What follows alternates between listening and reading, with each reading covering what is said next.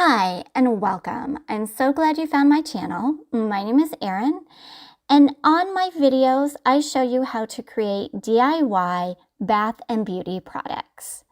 So let's go ahead and get started with this week's video.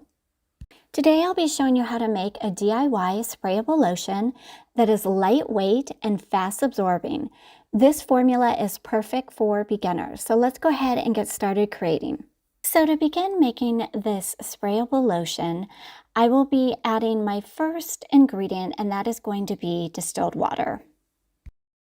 When creating this lotion, I really wanted something that was going to have a lot of moisture and soothe the skin, but also be packed full of nutrients and antioxidants.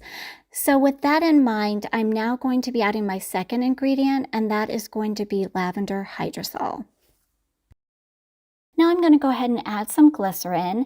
This is a great humectant. It helps to keep the skin hydrated and minimize any water loss. This next ingredient, sodium lactate, is great for hydrating the skin as it contains antioxidants that are very beneficial. This next step is really important when it comes to creating this formula. So what I'm going to do is on my scale, I will be weighing this beaker and then writing it down here on my little notebook pad because I will use this number later on as I create this lotion. In a smaller beaker, as you can see here, I have added some water, and this is something that I will use and I will show you what I do with it later on. To a much larger container, I'm going to go ahead and add some BTMS 50. This really will give the finished product a nice silky smooth feel on the skin, and it's great for not only conditioning the skin, but it acts as an emulsifier as well.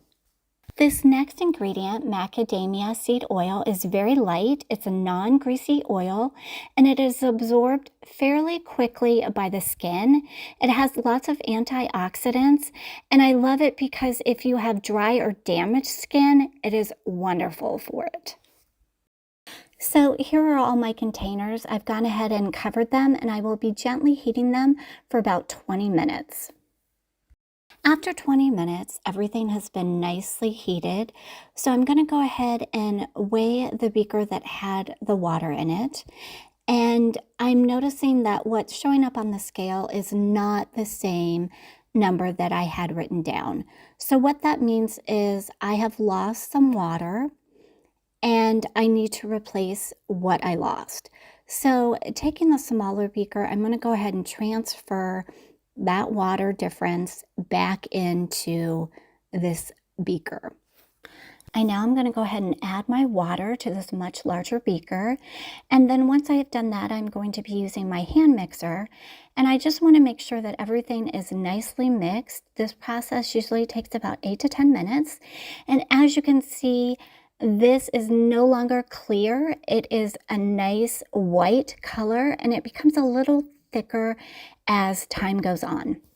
So now that I'm done with the mixing, I am using my heat gun and I'm going to be checking the temperature. This is important because I want my temperature of my ingredients to be below 122 degrees Fahrenheit before I add my preservative.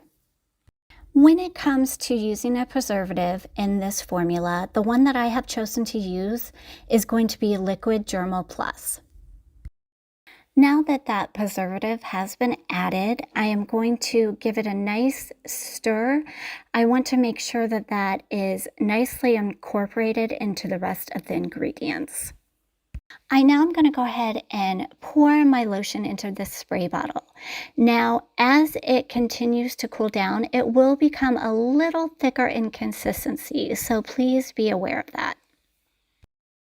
So here it is, the finished product. Let me go ahead and demonstrate what it looks like when I apply it to my hand. It is very fast absorbing, and I like how it leaves a nice feel on the skin. So here's the formula that I used to create this sprayable lotion. I've also gone ahead and included some substitutions as well.